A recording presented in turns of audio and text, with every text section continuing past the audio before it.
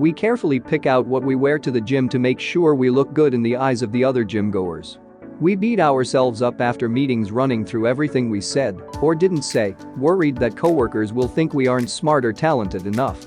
We post only the best picture out of the 27 selfies we took and add a flattering filter to get the most likes to prove to ourselves that we are pretty and likable. This means that we are living in other people's heads, and all it does is make us judge ourselves more harshly, uncomfortable in our own bodies, feel apologetic for being ourselves, anxious and not good enough. In this video we're going to talk about the cure on how to stop caring about what others think. Here are 8 ways to get started. But first, if you're new to the Recite channel, be sure to subscribe with the bell on for many other useful videos. 1. Know your values. First and foremost, you need to know what's important to you in life, what you truly value, and what you're ultimately aiming for. Once you know who you really are and what matters to you, what other people think of you becomes significantly less important. When you know your values, you'll have something to stand up for. You'll stop saying yes to everything. Instead, you'll learn to say no when friends pressure you to go bar hopping or when a tempting business opportunity distracts you from your business. When you have your values straight, you have your life straight. 2. Question your thinking. Humans tend toward cognitive distortions, patterns of negative thinking that can hurt our mood or behavior. For example, we may assume the worst or filter out the good in a situation and pay attention only to the bad. Or we may overgeneralize or jump to conclusions. Pay attention to your thoughts and question them rather than allowing impressions to run away with you. You may discover that what you're fretting over exists only in your mind. 3. Let go of perfection. It can be hard to shake the feeling that if you just get things right, you will be loved and admired. But this is a fruitless pursuit, not only because perfection is an illusion, but because what people think about you has more to do with them than with you. 4. Put yourself out there. Now that you know what your values are, it's time to put yourself out there. This can be done several ways. Here are a few suggestions like start blogging, public speaking or even flirting and asking someone out. Keep in mind that when you're doing any of these activities, you have to speak your mind. Be honest with yourself and what you share, because the world doesn't need another conflict avoider who does what everyone else does. 5. Find your tribe. Somewhere out there are people who can identify with you and appreciate you for who you are. Don't waste time trying to hang on to those who expect you to conform to their wishes and wants. Cultivate authenticity, and you'll find those you are meant to be with.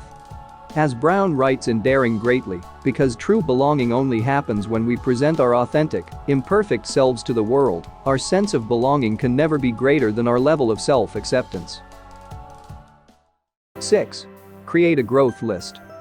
Yes, make yourself a growth list. A growth list is comprised of all the things in life that makes you uncomfortable. These are fears, insecurities, anything that gives you the jitters. Here's how it works. You start by writing all the things that make you feel uncomfortable.